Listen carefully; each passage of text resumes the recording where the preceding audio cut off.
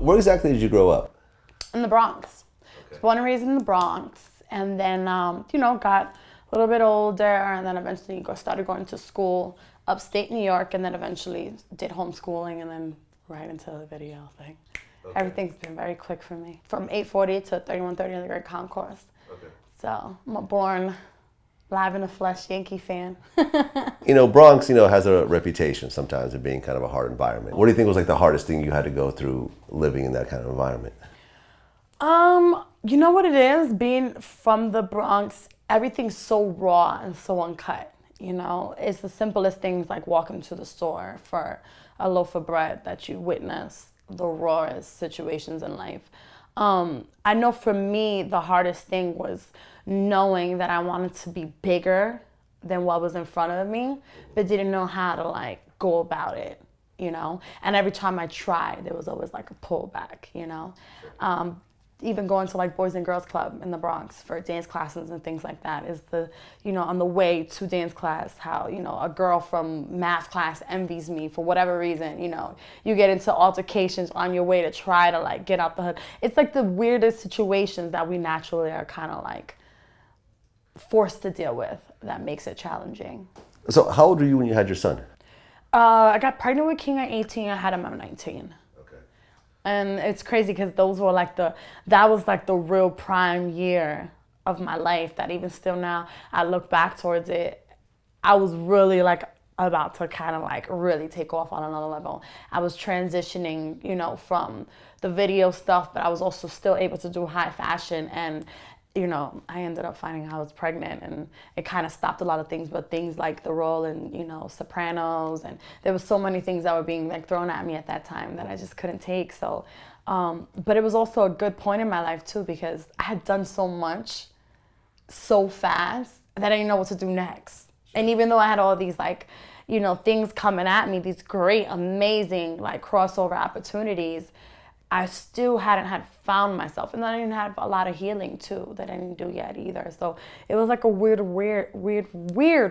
time in my life, but at the same time it was also a blessing because God was wait, hold up, you need something to give you sanity and peace, and then I had King. What was your relationship with your son's father during that time? When I found out I was pregnant, it was a weird place in our life because we had just moved to LA, and it was kind of what we had is what we had, and we were really just kind of making by with everything. And I was also able to kind of provide a lot at the same time, but I never saw anything. I was providing, but I never saw. How so?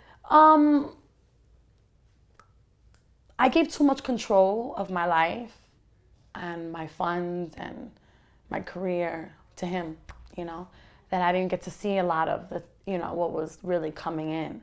But that was kind of getting us by through everything. And it was extremely unhealthy. It was very violent. Yeah. And I didn't know what was going to be after that. My days with him were always long, So that was a weird time in my life. Was it violent before the pregnancy or after you had the? Yeah, it was kind of always. It always was, At first, I saw it as oh, he loves me, and then it became more than that. It became completely out of my control. That. What do you think was the hardest situation you dealt with your son's father during that time? Is I didn't know when to expect it. I was starting to live really on eggshells. I didn't know when it would come. And it would be the things that I would least expect that would trigger anything. So I started to, live and adapt into World War. Yeah. And you're a teenage mom at this point. Yeah. And everything that comes with that. I mean, do you feel you were ready to have a child at that point? I don't think you're ever ready to have a child. I don't think so, because that's a life that didn't ask to be here, and with that naturally comes its your maternal instincts, but it also becomes these huge responsibilities that you have to take on, not only to accomplish with your own life but with someone else. And I wasn't ready, but it was the perfect time. Because I didn't have structure or sanity for a long time until King came into play.